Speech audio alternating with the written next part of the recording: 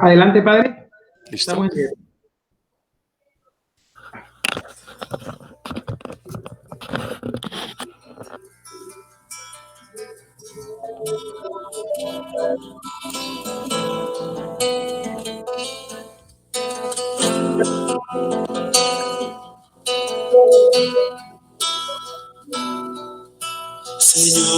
Señor, no soy nada, porque me has llamado.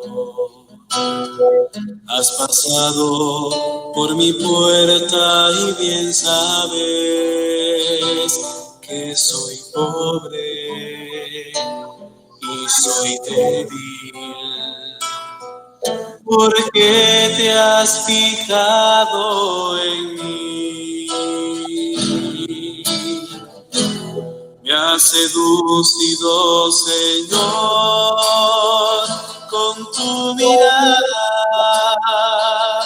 me has hablado al corazón y me has querido, que es imposible conocerte y no amarte.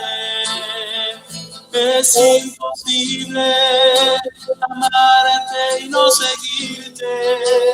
Me has seducido, Señor.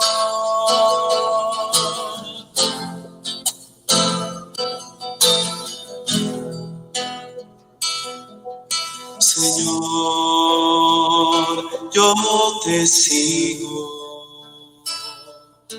y quiero darte lo que me pides, aunque hay veces que me cuesta darlo todo, tú lo sabes, yo soy tuyo. Camina, Señor, junto a mí. Me has seducido, Señor, con tu mirada. Me has hablado al corazón y me has querido. Es imposible conocerte y no amarte. Es imposible amarte y no seguirte. Me has seducido, Señor.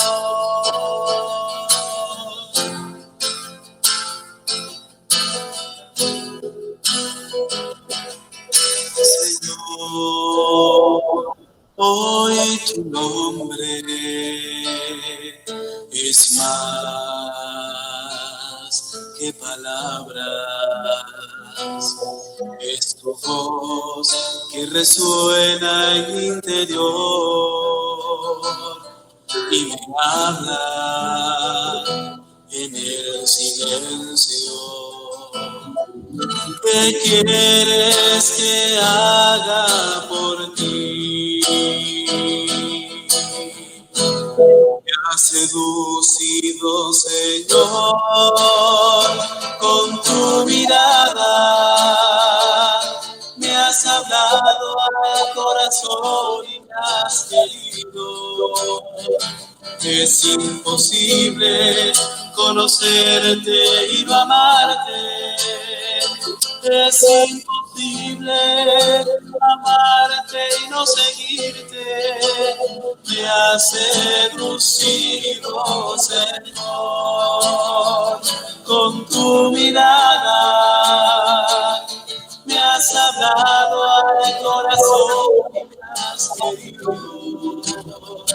Es imposible conocerte y no amarte. Es imposible amarte y no seguirte. Me has seducido, Señor. Me has seducido, Señor.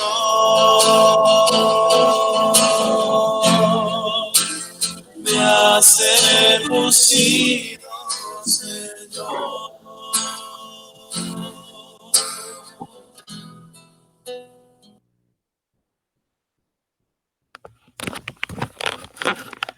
Buenas noches, queridos amigos y amigas de la Parroquia Sagrado Corazón de Jesús. Nos encontramos otra vez en este espacio de reflexión que esperamos sea un espacio para conocer más a la persona de Jesús, para enamorarnos más de Él y para seguirlo en nuestra vida. Yo los invito a que, siguiendo pues la bella inspiración de este canto, me ha seducido, Señor, que tú y yo pues abramos más que la mente a una serie de conocimientos o de conceptos, abramos el corazón a esa experiencia viva de Jesús que nos inhabita y que nos quiere transformar vivamente en Él y en su amor. Por eso invocamos la acción del Espíritu Santo para que Él nos ayude en este caminar de fe, de apertura afectiva al Señor de la vida, para que tú y yo podamos realmente en nuestra vida encarnarlo y comunicarlo con alegría y esperanza a los demás. En nombre del Padre y del Hijo y del Espíritu Santo. Amén. Espíritu Santo, ilumínanos y Y santifica. santificanos. Te pedimos, Señor, que nos bendigas e ilumines en este momento de encuentro contigo, para que tu palabra que tú nos permites conocer nos toque profundamente el corazón y nos transforme, y que podamos ser tus testigos en el amor y en la esperanza en el mundo de hoy, y que podamos en ese seguimiento tuyo poder mostrar con alegría lo que significa de verdad ser un cristiano, un seguidor tuyo, Señor. Por Jesucristo nuestro Señor. Amén. Amén. Y hoy comenzamos la novena a San Pedro Claver, jesuita, apóstol de derechos humanos en Colombia. Encomendémonos a su especial intercesión. San Pedro Claver, ruega por Ruega nosotros. por nosotros. En nombre del Padre, y del Hijo, y del Espíritu Santo. Amén. Amén. Bueno, queridos hermanos y hermanas, pues bueno, obviamente estos medios virtuales son fascinantes, pues yo estoy aquí en Bogotá preparando la defensa de mi tesis doctoral, que Dios mediante será la otra semana, y esto nos permite comunicarnos por estos medios virtuales, pero ciertamente nada como el encuentro real y directo con las personas con quienes podemos compartir pues lo que es este caminar con Jesús. Y obviamente aquellos que están en otras ciudades o países, pues qué lindo que a través de esta virtualidad podamos seguir comunicando nuestro caminar en Jesús y seguir creciendo en una experiencia profunda de Dios. Entonces retomamos lo que hace 8 días habíamos nosotros pues comentado. Lo comento brevemente para recapitular, de manera que podamos seguir con esta reflexión en el día de hoy. Hace 8 días nosotros empezamos a hablar de cuál fue el anuncio de la iglesia primitiva y dijimos que el anuncio de la iglesia primitiva fue el Evangelio. La iglesia primitiva apostólica anunció fue Evangelio. Jesús, recordemos nosotros, anunció fue reino de Dios. Y la pregunta que nos hicimos hace 8 días es, ¿qué diferencia hay entre reino de Dios y evangelio? Y empezamos a explicar qué es el evangelio. Recordamos que reino de Dios, como lo explicó y lo anunció Jesús con su vida, es la soberanía de Dios. Es decir, la soberanía de la acción creadora de Dios, que hace que la persona en quien inhabita ese Dios que es creador, que es acción creadora, lo hace a ese ser, al que es inhabitado por esa acción creadora, ser como Dios es. ¿Y qué es Dios? Un ser en salida, un ser que sale fuera de sí hacia el otro, sale de sí hacia el otro. Y eso fue lo que pasó con Jesús. Él totalmente se identificó 100% con ese Dios en esa experiencia inmediata que lo hizo él, Jesús, ser un ser en salida, fuera de sí hacia el otro todo el tiempo, en profunda misericordia y encuentro con el otro. Eso fue reino de Dios, eso fue lo que anunció Jesús. ¿Y qué fue lo que anunció la iglesia primitiva? Evangelio. Y empezamos a explicar eso hace 8 días. Y dijimos nosotros que la palabra evangelio es una palabra griega que tiene dos sentidos, un sentido profano y un sentido teológico. El sentido profano es lo que aparece en el Antiguo Testamento cuando encontramos historias o relatos cuya referencia directa no es Dios ni es una experiencia de fe en Dios. Es un texto profano y en el Antiguo Testamento encontramos relaciones, historias, narraciones que no son directamente relacionadas con Dios. Son historias profanas que recogen el Antiguo Testamento y el Evangelio en el sentido profano, explicábamos nosotros, pues hace referencia pues cuando hay una guerra entre dos reinos o dos naciones o dos grupos armados, el que gana la guerra envía a su general o envía un emisario al rey de ese nación, de ese pueblo, de ese reino, avisarle, hemos ganado la guerra, hemos ganado la batalla. Eso era evangelio en sentido profano. Era una buena noticia en la cual se decía que se había ganado la batalla. Y cuando nosotros leemos en las traducciones que tenemos del Nuevo Testamento que se nos habla de evangelio, habla buena noticia, estamos nosotros solo usando el sentido profano.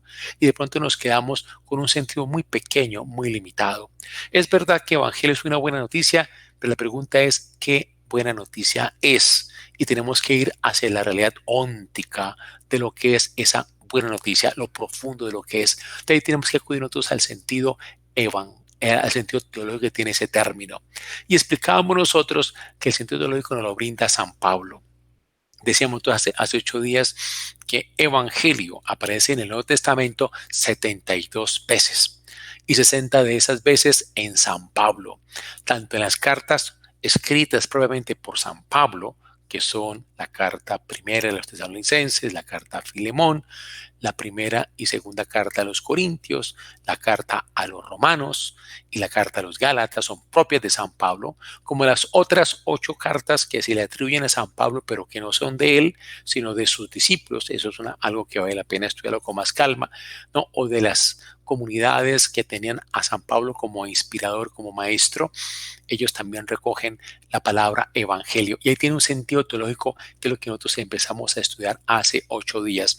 Y las otras 12 veces que aparece evangelio en el Nuevo Testamento, especialmente en los evangelios canónicos, pues hace referencia a lo que San Pablo teológicamente elaboró sobre la palabra evangelio, que nosotros empezamos a analizar pues hace 8 días. Y comenzamos con la primera carta a los Corintios, capítulo 15, versículo 1 a 4, recordemos nosotros, y aquí nosotros recuperamos esa frase clave que aparece sobre todo, ya mirando el texto de 1 Corintios 15, que aparece en los versículos 3, sobre todo en el versículo 3 del capítulo 15 de la primera carta de los Corintios. Nosotros leíamos textualmente en la versión de la Biblia Dios habla hoy, que es la que yo estoy manejando acá, decía que el evangelio es Cristo murió por nuestros pecados según las Escrituras, que lo sepultaron y que resucitó al tercer día también según las Escrituras. Ese es el evangelio. Pero ¿qué significa esa expresión? Lo explicamos nosotros al comienzo de este curso y lo recordamos hace 8 días. Está diciendo básicamente es Cristo murió para salvarnos, Cristo resucitó para salvarnos. Eso es lo que significa básicamente esa expresión. Ese es el evangelio. Entonces, esa es la expresión. Entonces, estamos indicando hace 8 días de que la muerte y la resurrección de Jesús son capaces de salvar. Que la muerte de Jesús es capaz de transformar una persona. Y cuando Cristo salva a una persona muriendo y resucitando, quiere decir que Jesucristo sucede en esa persona con su muerte y su resurrección en esa persona. Esto es lo que se llama vida bautismal. Y nos fuimos nosotros al texto de Romanos capítulo 6, 1 al 4, en la cual se nos dice textualmente lo que es el bautismo y lo expresa así San Pablo en esta carta que también es escrita por San Pablo. Prácticamente en el versículo 3 dice, ¿no saben ustedes que al quedar unidos a Cristo Jesús en el bautismo, quedamos unidos a su muerte? Recordemos que bautismo es una palabra que significa bañarse, ser bañado. Y lo que está diciendo aquí es que nosotros somos bañados en la muerte de Jesús. Y cuando nosotros celebramos el bautismo con agua, lo que estamos entonces celebrando que tú y yo estamos siendo bañados en la muerte de Jesús. Esa es la vida bautismal. Entonces lo que pasa aquí, que es lo que estamos diciendo, que la muerte de Jesús es como un líquido en el cual tú y yo nos bañamos. Y al zambullirnos nosotros en ese líquido, hasta que chorriemos esa muerte de Jesús por todas partes, va mostrando en nuestra vida, en la tuya y en la mía, lo que es la resurrección del Señor. Permítanme ampliar eso un poquito más, porque el evangelio es vida bautismal. Y el bautismo, la palabra en griego es baptizo, hace referencia en el lenguaje doméstico del siglo I a esta sencilla acción, a coger una esponja de espuma y sumergirla en un balde con agua. Eso es lo que nosotros significamos con la palabra baptizo en griego, de la cual ha devenido en castellano bautizo, una esponja de espuma sumergida en un balde con agua. Entonces, ¿qué es lo que le pasa a esa esponja? Totalmente ella es penetrada por el agua. Y cuando tú sacas la esponja de ese balde, empieza esa esponja a chorrear agua por todas partes. Entonces, el baptizo, está significando eso.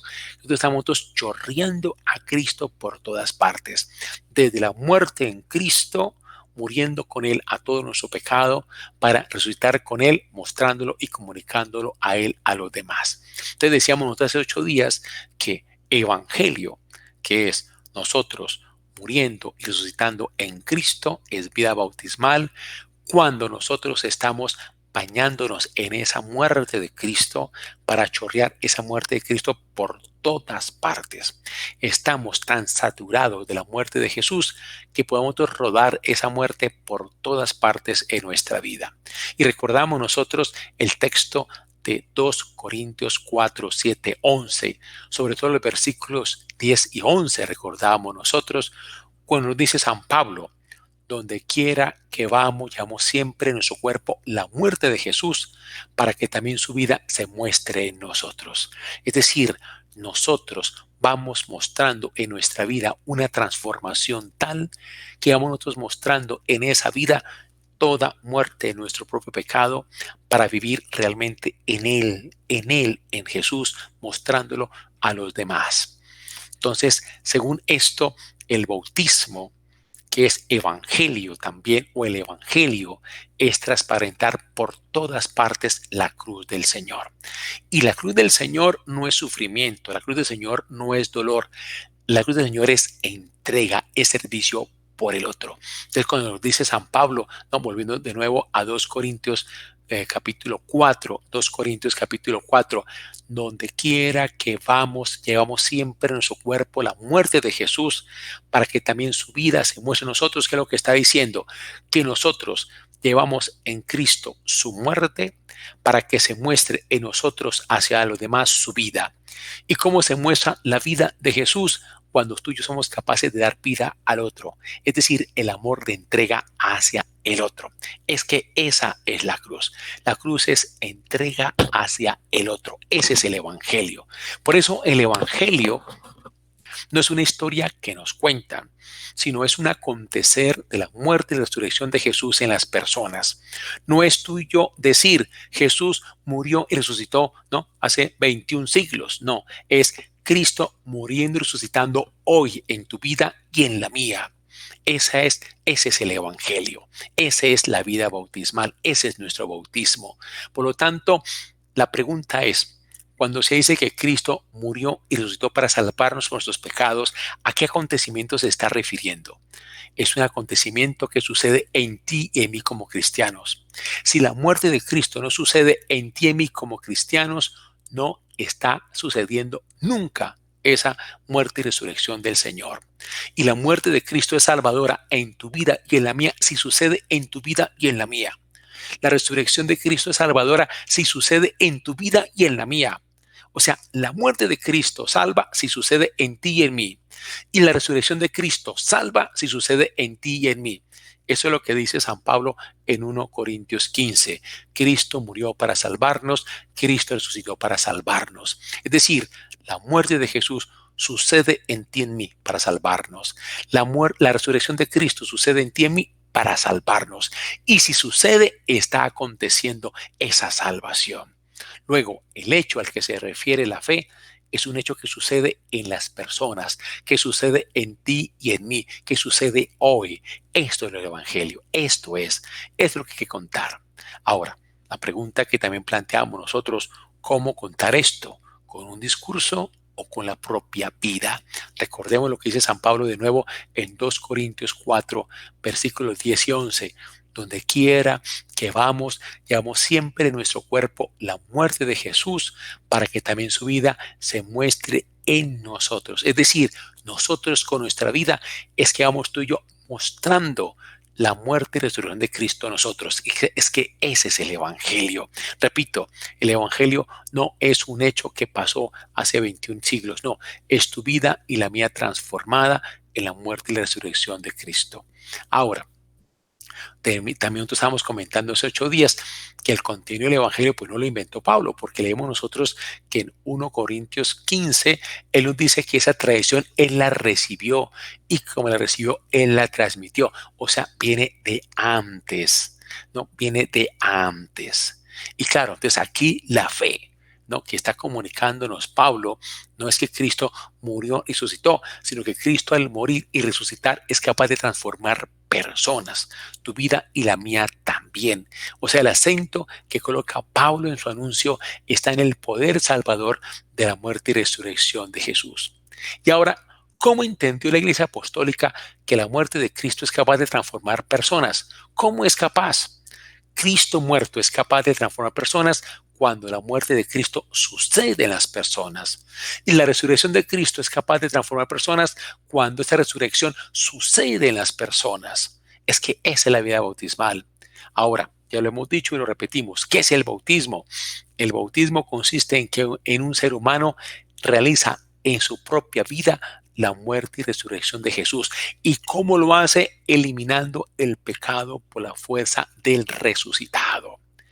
Recordemos nosotros lo de Mateo capítulo 15, versículos 10 al 20. También nosotros lo mencionamos aquí en algún momento en su curso.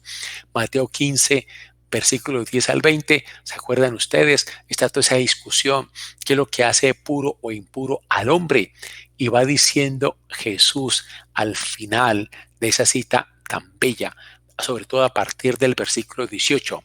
Lo que sale de la boca viene del interior del hombre y eso es lo que lo hace impuro, porque del interior del hombre salen los malos pensamientos, los asesinatos, el adulterio, la inmoralidad sexual, los robos, las mentiras, los insultos. Estas cosas son las que hacen impuro al hombre, pero al comer sin cumplir con la ceremonia de lavarse las manos no lo hace impuro. O sea, de adentro del hombre hay una torcedura y de esa torcedura se da lo que se da hacia afuera. Y comentamos nosotros también con Romanos capítulo 7, versículos 14 y siguientes. Se acordarán ustedes que lo explica muy bien San Pablo cuando habla del tema del pecado, precioso como lo presenta allí. Dice, sabemos que la ley es espiritual. Estamos en Romanos capítulo 7, versículo 14. Estoy repasando lo de hace 8 días, ¿no? Sabemos que la ley es espiritual, pero yo soy débil, vendido como esclavo al pecado. Es decir, el pecado es un poder que nosotros tenemos, una fuerza que está en ti y en mí, y esa fuerza solo será contrarrestada con otra fuerza, que es el poder de Dios. Por eso dice San Pablo en el mismo capítulo 7 de Romanos, pero más adelante en el versículo 25 va diciendo, solamente Dios, a quien doy gracias por medio del Señor Jesucristo, es el que será capaz de librarme a mí de este poder de la muerte que está en mi cuerpo. Es decir, lo que está diciendo San Pablo es en ese texto bellísimo de Romanos 7 y completando lo de Mateo 15, es que en todo ser humano hay dos fuerzas. Hay una fuerza que lo lleva a sí mismo, ese es el pecado. Y hay otra fuerza que lo lleva a salir de sí mismo hacia el otro. Esa es la vida del resucitado o el espíritu del resucitado. Ese es lo que tenemos allí. Entonces, ¿quién es capaz de vencer el poder que nos lleva a buscarse uno a sí mismo y quedarse uno encerrado en sí mismo? El poder de Dios, que es el espíritu de Cristo resucitado que lo lleva a uno a salir de sí en función del otro.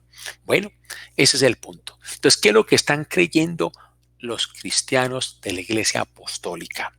¿Qué es lo que están creyendo la iglesia cristiana de Marcos y de Mateo, de Lucas y de Juan? ¿Qué es lo que están creyendo? Que el hombre torcido solo se arregla si el resucitado vive en él. Al vivir en él, el resucitado va tomando fuerza en la persona hasta que elimina el pecado.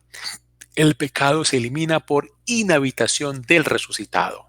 El mal no se acaba en el hombre, según Pablo, sino a base de evangelio. ¿Y evangelio qué es?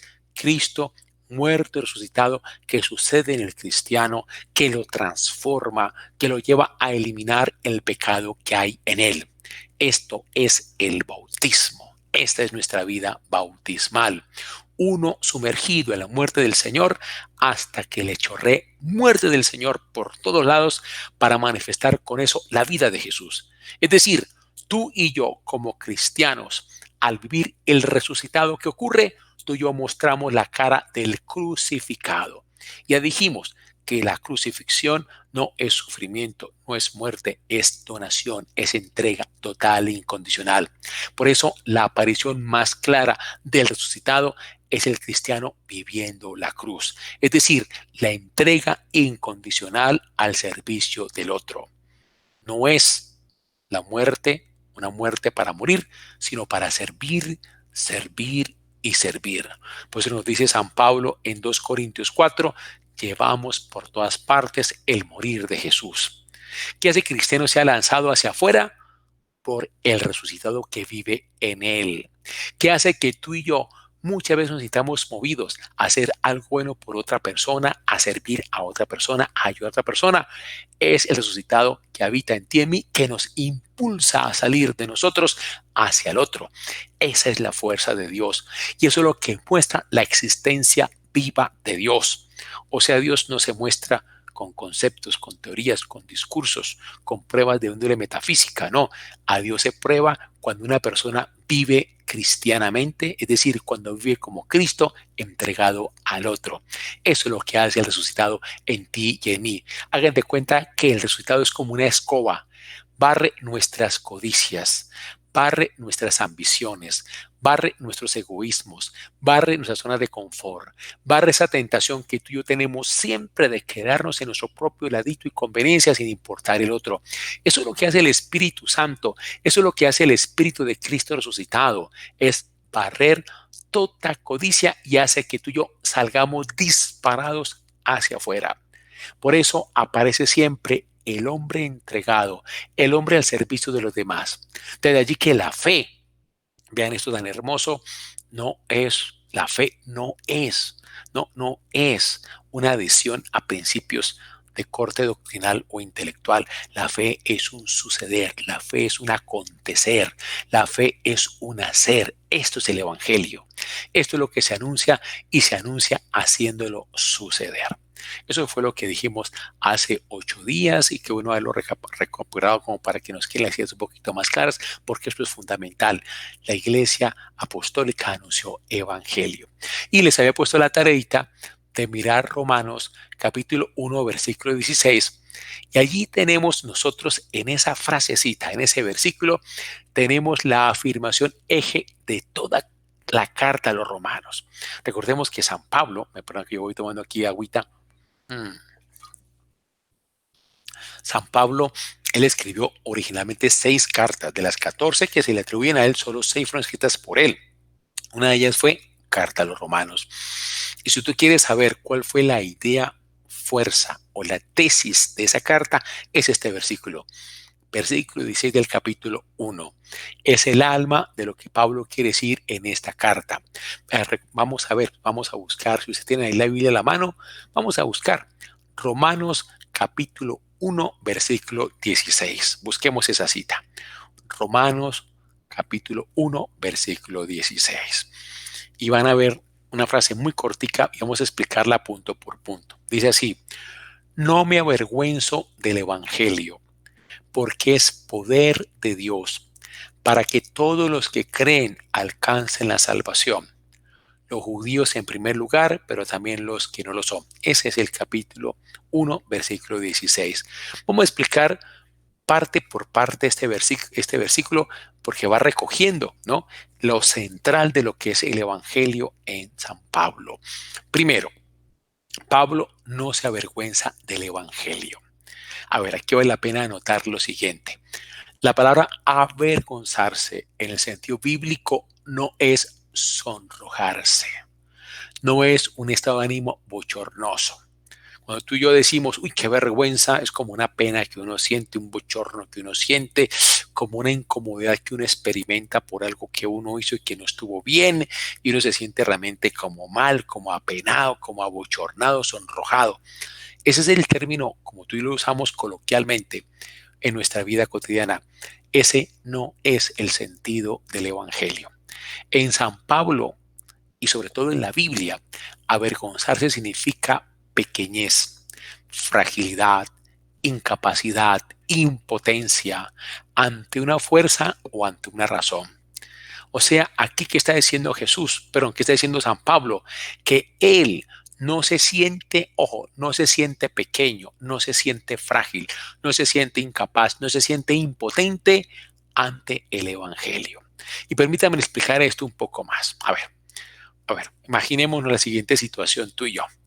Supongamos que tú y yo oímos, ¿no? Ahora, como estamos en situación tan triste, tan lamentable en que estamos ahora con estas masacres que están azotando el país, es totalmente lamentable. En este año, eso es muy triste, en este año, perdón este paréntesis, pero vale la pena decirlo, qué pena. En este año, esas 35 semanas de este año, ya hemos tenido 43 masacres con más de 188 personas asesinadas entre jóvenes, indígenas, líderes sociales. Qué cosa tan delicada como estamos nosotros ahora. Bueno, masacres. Estamos nosotros acá. Entonces sucede lo siguiente, hagan de cuenta lo siguiente, ¿no? Que nosotros oímos, ¿no? De que un campesino, ubiquémonos, bueno, estamos ahí en nuestra querida y linda Bucaramanga, ubiquémonos ahí en el Magdalena Medio, una zona tan azotada por la violencia como todos la conocemos. Imagínense un campesino que fue asesinado en el Magdalena Medio y que fue asesinado junto con otros que fueron acusados de ladrones, de malhechores, de homicidas y de sediciosos. Y que nos dijeran que este campesino asesinado, junto con otros que eran malhechores, homicidas, sediciosos, esa persona que murió en esa situación es capaz de salvar a la humanidad. Yo creo que tú y yo, si escuchamos esa noticia, nos diríamos, oiga, esto es absurdo, eso es de locos, usted está loco, ¿no? ¿Cómo así? No, eso no es razón para salvar la humanidad. Pues eso fue lo que le pasó a Jesús. Jesús fue un humilde y sencillo campesino, ¿no? Que muere en cruz junto con otros dos que eran malhechores. Y cuando Jesús es crucificado junto con dos que son malhechores, y recordemos que en tiempos de Jesús la cruz era la pena de muerte que se aplicaba a los peores criminales, ¿qué ocurre? A Jesús se le nivela con el malhechor, se le nivela con el sedicioso, se le nivela con el asesino, se le nivela con el criminal. Eso es lo que pasa con Jesús cuando es crucificado junto a dos malhechores, dos ladrones, dos criminales, dos sediciosos, que era la manera como eran penalizados en el Imperio Romano con la cruz los peores delincuentes, por decirlo así. Entonces Jesús se le nivela con esa crucifixión, pues con la criminalidad del momento. Y que tú y yo escuchemos que una persona que murió nivelado, aunque no fuera, pero nivelado, ¿no? Con la sedición, con la criminalidad, con, con, con, con el ser un malhechor, esa persona es la que salva a la humanidad. Que la muerte de ese Señor es capaz de salvar a la humanidad. Tú y yo diríamos, es algo totalmente absurdo, eso no tiene ni pies ni cabeza, eso está loco. Esas no son para salvar la humanidad. Pues cuando está diciendo San Pablo que él no se avergüenza del Evangelio, significa que él no se siente empequeñecido, no se siente frágil, no se siente incapaz, no se siente impotente, ¿no? Al decir que la muerte de un señor judío que muere en la última de las provincias de Roma, en la provincia oriental, y en esa provincia oriental, en una de las partecitas más detestadas por los romanos, que es Palestina. Y en esa Palestina, en una ciudad totalmente desconocida para el mundo romano, como era Jerusalén, y en un rinconcito de esa ciudad, alejada a 150 metros de esa ciudad, en el cementerio, un modesto personaje de Nazaret fue asesinado como un sedicioso, y ese personaje que fue asesinado como un sedicioso es capaz de salvar a la humanidad. Esto, lo que decía San Pablo, tenía que sonar totalmente escandaloso, ¿no? Escandaloso para los que lo estaban, en este caso, leyendo, porque está escribiendo una carta, la carta de los romanos, para la gente de Roma, con una formación grecorromana, con tantas filosofías, antropologías, con tantas interpretaciones del hombre, con tanta doctrina sobre la salvación del hombre. Este argumento de Pablo tuvo que sonarles muy extraño, muy absurdo, muy loco. Pablo está hablando al universal mundo porque se está dirigiendo a Roma, a la capital del imperio. Veamos por qué Pablo dice que no se avergüenza. Vamos a ver por qué no se avergüenza de eso. No se siente pequeño, impotente, no. Vea, es interesante ver eso. Es bueno que tú y yo nos hagamos una pregunta acerca de esto antes de abordar el tema de por qué Pablo no se avergüenza del evangelio, ¿no? ¿Ustedes creen? Es una buena pregunta para nosotros, que todos los cristianos creemos que el único remedio que tiene la humanidad para salvarse es el crucificado en cuanto crucificado. Qué pregunta tan seria para nosotros. Humillado, sencillo, pobre. Creemos que en la iglesia estamos creyendo que si la iglesia resuelve ser como Jesús, es capaz de salvar a la humanidad. Eso es lo que el Papa Francisco tanto nos está anunciando. Una iglesia pobre para los pobres, sencilla, humilde, humillada, crucificada. Alguna persona decía alguna vez, si somos como Jesús, es decir, pobres, sencillos, humillados, crucificados, no tendremos ningún prestigio y ningún poder. ¿Y será que así se puede salvar la humanidad? Pregunta interesante. ¿Será necesario que la iglesia tenga algún poder para salvar? ¿Será eso verdad? Si tú y yo creemos eso, estamos en contravía de lo que está diciendo Pablo. Sigamos con Pablo. ¿Por qué Pablo no se avergüenza del Evangelio? Ya lo acabamos de explicar. ¿Por qué no? Porque el Evangelio es el acontecer de la muerte y resurrección de Jesús en el cristiano, en tu vida y en la mía. No es una historia de un hecho pasado que pasó hace 20 siglos, no, sino que es un acontecer, es un acontecimiento que acontece hoy. Jesucristo no está sucediendo, hoy ya no existe. ¿Cómo era la fe original? La fe original de la iglesia cristiana apostólica. La fe original es esta: aquel que vimos crucificado está vivo en los cristianos. ¿Dónde está el resucitado? En los cristianos. ¿Cuál es el cuerpo del resucitado? El cuerpo de los cristianos. Eso es precioso. San Pablo desarrolla toda esa doctrina preciosa del cuerpo de Cristo. La iglesia es el cuerpo de Cristo. ¿Quién es la iglesia? Tú y yo. Es decir, los cristianos somos el cuerpo de Cristo. Los cristianos somos el cuerpo del resucitado. Nosotros, tú y yo. Esto es lo que dice Pablo. Somos tú y yo el cuerpo del resucitado. Esto hay que tomarlo muy en serio. Esto no es una metáfora. En sentido directo, somos el cuerpo del resucitado. Nosotros le prestamos al resucitado, quien es esencialmente invisible, nuestro cuerpo para que Él se haga visible. ¿Cómo se visibiliza Jesús en la historia? A través de los cristianos, a través de ti y de mí.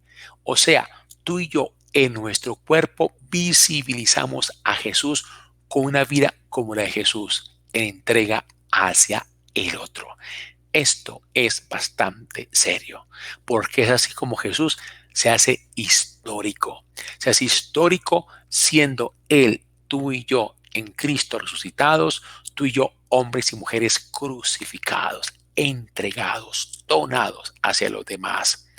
Es así como Jesús sigue siendo histórico entre los hombres a través de los hombres. Es decir, Jesús sigue siendo histórico en los hombres, hombres y mujeres en quienes Él inhabita para hacerse el presente transparencia de Él, de Jesús, hacia los demás.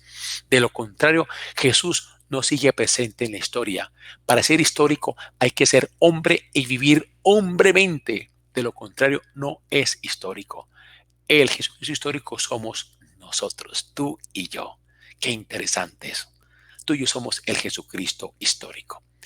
El Evangelio de ayer, si ustedes, pero el Evangelio no, la segunda lectura de ayer, no sé si ustedes, si estuvieron atentos en la Santa Misa Virtual de ayer, ustedes escucharon con atención la segunda lectura de ayer, que es de Pablo, también que es de la Carta a los Romanos, capítulo 12.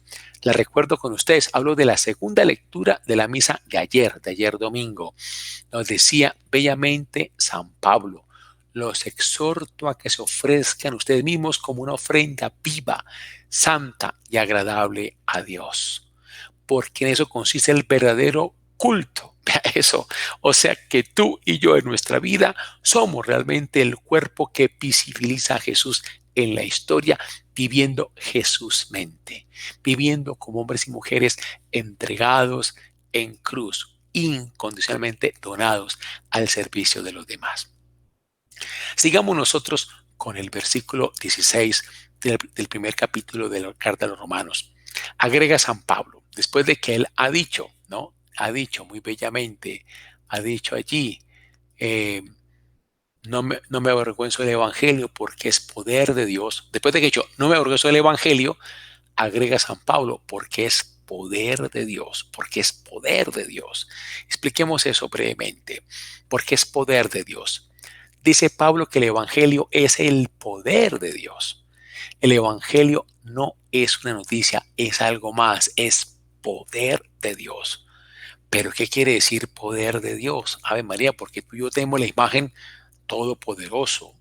Nada le es imposible, todo lo logra, todo lo alcanza, ¿no? Tiene fuerza, tiene energía, ¿no? Tiene capacidad, tiene dominio, tiene control, ¿no?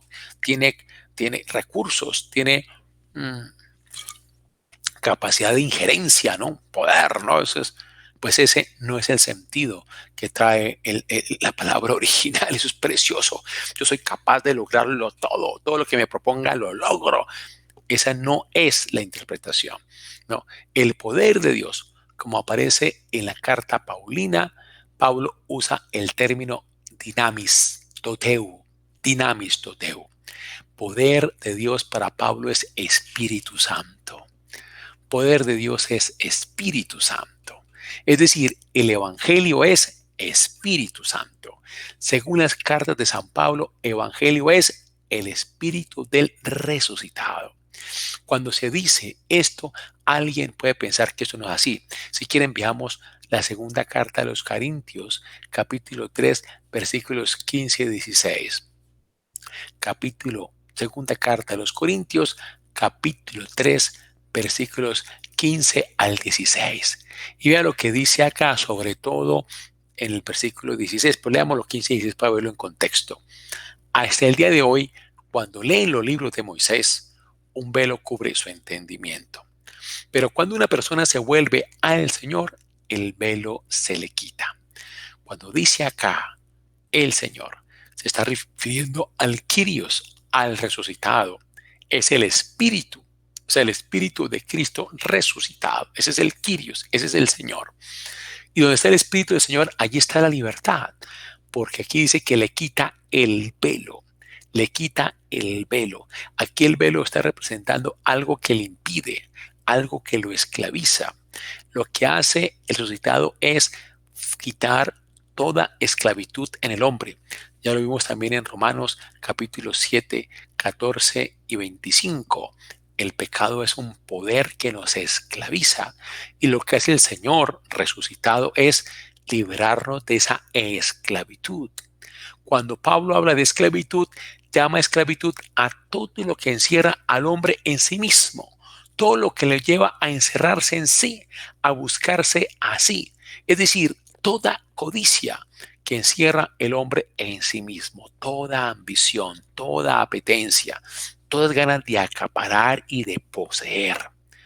Qué interesante que tú y yo ahondemos mucho más en esto, porque ese es el pecado. El pecado es toda búsqueda de sí mismo, es toda codicia que me lleva a acaparar, a retener cosas, personas, honores, imagen, ostentación, figuración. Pensemos si no es ese el origen de todos los males que hay en nuestra querida patria Colombia. Miremos todos los desmanes que tenemos en nuestra nación Colombia, todas esas muertes, todas las violencias y corrupciones y engaños y fraudes. Todo eso no tiene por origen, por raíz, la codicia humana, el deseo de acaparar y de retener, el servirse uno a sí mismo, el buscarse uno a sí mismo. Eso es lo que Pablo nos está diciendo. Lo que hace el resucitado es barrer toda esclavitud en ti y en mí. Esa es la función del resucitado. Esa es la función del Espíritu del resucitado. Esa es la función del Espíritu Santo. Esa es la función del Kyrios, del Señor. Es barrer toda esclavitud que tú y yo podamos tener. Y cuando Pablo llama esclavitud, repito, es todo lo que nos encierra en nosotros mismos, es lo que nos esclaviza en nosotros mismos. Es decir, toda codicia que nos encierra a ti y a mí en nosotros mismos. De lo que hace el Espíritu, lo que hace el Señor resucitado es barrer toda esclavitud. ¿Para qué más sirve el Espíritu Santo? Déjeme decírselo así claramente, para nada más. Para nada más.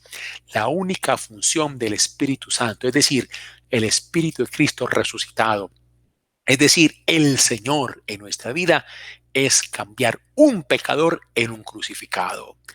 Es una persona que solo se busca a sí mismo, que solo busca satisfacer su codicia, su ambición, su deseo de retener y acaparar personas y cosas, honores y ostentación y imagen y aceptación de los demás, ser capaz de hacerlo un crucificado, es decir, una persona totalmente, incondicionalmente, generosamente entregada al servicio de los demás. Y si tú y yo miramos bien los carismas del Espíritu Santo, si miramos bien los dones del Espíritu Santo, si miramos bien los frutos del Espíritu Santo, todos tienen esa misma finalidad, es llevarnos a la entrega por el otro, buscar el bien del otro. Siempre son referenciados al otro. Esa es la finalidad del Espíritu Santo. Sigamos con el versículo de Romanos 1:16. Hemos explicado, no me avergüenzo del Evangelio porque es poder de Dios para que todos los que creen alcancen la salvación. Expliquemos esa otra partecita, para alcanzar la salvación. ¿Y qué es salvación? Qué hermoso ese punto. ¿Qué es la salvación? ¿Qué es la salvación? Un hombre está salvado, una mujer está salvada cuando está liberado de toda esclavitud. Cuando está barrido por la acción del Espíritu Santo, está liberado de toda esclavitud. Lo vació de sí mismo para que él o ella vaya a buscar a su hermano y se entregue a él o a ella incondicionalmente. Esa es la acción del Espíritu Santo. Lo que hace el Espíritu Santo es salvar, es volver al hombre y a la mujer crucificados, entregados. Al explicar esto, es posible que algunos se desanimen, ¿no? Porque la gente hoy entiende por salvación otra cosa muy distinta. Cree que la salvación es tener todas las esclavitudes juntas, es decir, todas las posibilidades de vivir, mucha fortuna, muchas cosas, mucha salud, mucha paz, mucho bienestar, vivir sin aprietos, vivir todos contentos, en abundancia de bienes materiales, en abundancia y satisfacción de logros y de metas y de honores y reconocimientos. No, eso como que eso es lo que nos imaginamos en la salvación, y eso no es, esto lo dice claramente el Evangelio, es buscar al otro, es ir hacia el otro, es servir al otro, es entregarse al otro. Esa es la salvación, liberarnos de toda esclavitud para hacernos hombres y mujeres crucificados. Eso es lo que bellamente nos describe Pablo. Por eso nos dice tan bellamente Pablo, volvemos a repetir es que es tan lindo ese texto, de verdad, vale la pena meditarlo una y otra vez, en 2 Corintios 4, especialmente en el versículo 10 y 11, donde quiera que vamos, llevamos siempre en nuestro cuerpo la muerte de Jesús, para que también su vida se muestre en nosotros. Es decir, la transformación total de Él en nosotros, venciendo y eliminando todo pecado, para que su vida se muestre en nosotros. Y agrega, nosotros mientras vivimos, nos vemos expuestos a la muerte por causa de Jesús. Es decir, muriendo a nuestro pecado, eliminando nuestro pecado, para que también su vida se muestre en su cuerpo mortal. Es decir, ser dadores de vida, comunicar vida en el servicio y la entrega por el otro. Repetimos, Cristo muriendo en nosotros y resucitando en nosotros nos hace crucificados. Es decir, la resurrección de Cristo en tu vida y en la mía es mostrar en ti y en mí el crucificado, en quien se manifiesta la resurrección de Cristo, que revela a los demás el crucificado, el entregado. Eso es. Y como lo presenta San Pablo en ese hermoso versículo de 2 Corintios 4, ¿no? Jesús habla en un sentido bello, triunfal, y no se está quejando de nada de esto. Muy bien, vamos terminando ya esta parte. ¿Cómo se logra la salvación? ¿Cómo se logra? La gran pregunta que nos queda.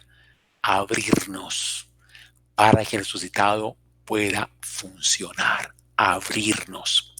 Cuando uno no se abre resucitado, uno no es capaz de eso. Pero si nos abrimos, el resucitado nos llena y nos hace capaces para hacer eso. Tú y yo somos incapaces por propia naturaleza de buscar entregarnos al servicio del otro. No, porque tú y yo somos criaturas.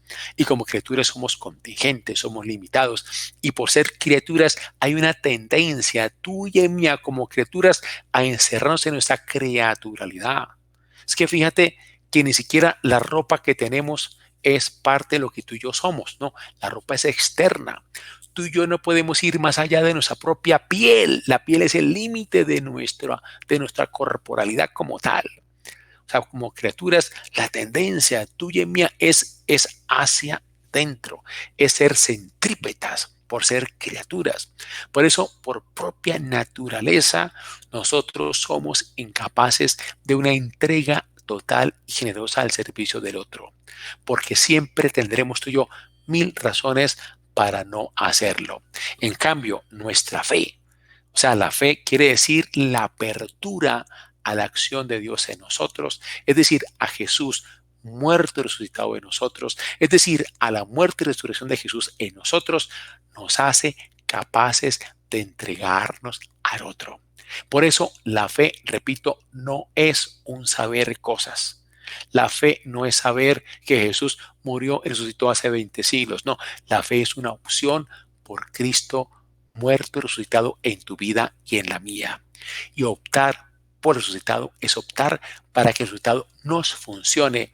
Y al funcionar en ti y en mí, el resucitado, aparece ¿quién? El crucificado, el entregado, el servidor, el que se da en donación al bien de los demás. Este es el sistema del Nuevo Testamento para acabar con el pecado. El pecado solo se acaba por soberanía o reino del resucitado en tu vida y en la mía. Ese es el Evangelio. Entonces terminamos esta parte pues recordando qué diferencia hay entre el anuncio de Jesús y el anuncio de la Iglesia Apostólica. Pues ya dijimos, Jesús anuncia reino de Dios, es decir, anuncia la acción creadora de Dios que quiere ser plenamente soberano en la persona, haciendo de esa persona lo que Dios es, salir de sí en función del otro, salir fuera de sí hacia el otro. Eso es lo que Jesús experimenta, lo que comunica al anunciar el reino de Dios. ¿Qué es lo que hace la iglesia? Anuncia evangelio. ¿Y evangelio qué es? El reinado de Jesucristo muerto y resucitado en las personas. De la iglesia apostólica, ¿qué entendió? Y hablamos de la iglesia de Marcos, la de Mateo, la de Lucas, la de Juan. ¿Qué entendieron ellos? Entendieron que cuando Jesús hablaba del reino de Dios, el reino de Dios era Jesús mismo llegando al hombre. Y la iglesia entiende que este Jesucristo vivo en el hombre es el reinado de Dios con un nombre que se llama Jesús muerto y resucitado. Esto quiere decir que Jesucristo es la acción creadora de Dios especializada en hombres y en mujeres para ser los hombres y mujeres plenos, totales, a imagen de Jesús, siendo tú y yo en Jesús pleno seguidores de Jesús mismo. Bueno, mis queridos hermanos, pues vamos a dejar hasta acá, ya son las 8:02 yo tengo acá. Yo les quisiera pues ponerles una tareita para la próxima sesión, así como les pedí que se lean con mucha calma Romanos 1:16. Para la próxima, yo quiero que ustedes se lean este texto, el texto de Romanos 8:4-17. Romanos 8:4-17. Bueno, ¿y por qué quiero que se lea ese texto? Para que tú y yo nos hagamos una pregunta. Ya con esto que hemos explicado que es el Evangelio, y como ya dijimos, es una categoría teológica comunicada por Pablo, plenamente comunicada por Pablo, ¿no? Ya por lo que dijimos, Pablo lo recibió y lo transmitió, o sea, no fue no fue inventado por Pablo, sino que él lo recibe y lo desarrolla muy bellamente en sus cartas, ¿no? Para poder entender lo del Evangelio, ¿no? Jesús muerto y resucitado, transformando personas y aconteciendo en tu vida y en la mía, haciéndonos hombres y mujeres crucificados. Así es como realmente se manifiesta el resucitado, mostrando el crucificado en nuestra vida hacia los demás. La pregunta que queda para ti y para mí, que quiero que reflexionemos, es ¿qué antropología maneja Pablo? ¿Qué tipo de hombre concibe Pablo? ¿Qué tipo de ser hombre hace posible esto del Evangelio? Es interesante pregunta porque según el tipo de hombre que tú y yo concibamos, podemos entender mucho mejor cómo es que sucede el Evangelio. Qué importante eso. ¿Qué es el hombre? Es una gran pregunta, ¿no? Que la filosofía se ha planteado desde sus orígenes, como también hoy también nos preguntamos muy seriamente quiénes somos, de dónde venimos y para dónde vamos. Bueno, entonces vamos a dejarlo aquí. Léanse Romanos 8, 14 y 17, ¿no? En 8 días conversaremos sobre esto y abordaremos ese tema, qué tipo de antropología está subyacente en el planteamiento paulino. Y antes de irme, pues muy invitados, ¿no? Ustedes seguro que ya habrán recibido ya a través de las redes y de los grupos de la parroquia, ¿no? La invitación a que nos acompañen en las charlas que hemos planeado para estos martes de septiembre, que van a estar realmente bastante interesantes y muy interpelantes y muy ligadas con esto que hemos ido reflexionando acerca del Evangelio, ¿no? Hemos planteado como motivo de septiembre. Septiembre, ustedes saben que es el mes de la Semana por la Vida, la Semana por la Paz. Septiembre es el mes en que recordamos a San Pedro Claver, cuya novena hoy iniciamos. Septiembre es para nosotros también un mes muy interesante porque recordamos todo el trabajo que Colombia tiene por los derechos humanos.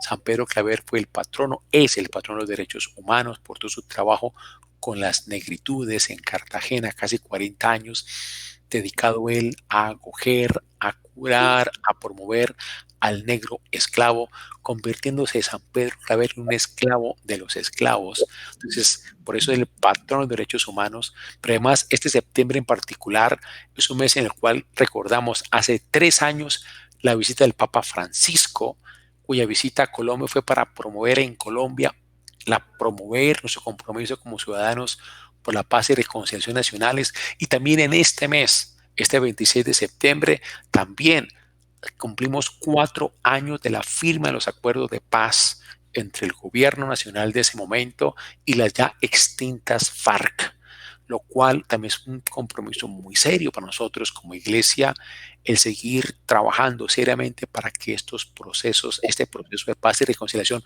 continúe su marcha y lo que los acuerdos en su momento acordaron sigan su implementación. Eso es un compromiso muy serio como iglesia que tenemos en Colombia y los jesuitas estamos empeñados en seguir trabajando para que eso siga adelante. Entonces, con motivo de eso, vamos a tener ahorita en septiembre unas charlas realmente fabulosas que yo quisiera realmente con ustedes como brevemente presentarlas, aunque yo sé que les van a estar llegando la invitación, Samuel y Ender van a estar enviándoles toda la información de cada charla, pero sepan que van a estar charlas espectaculares.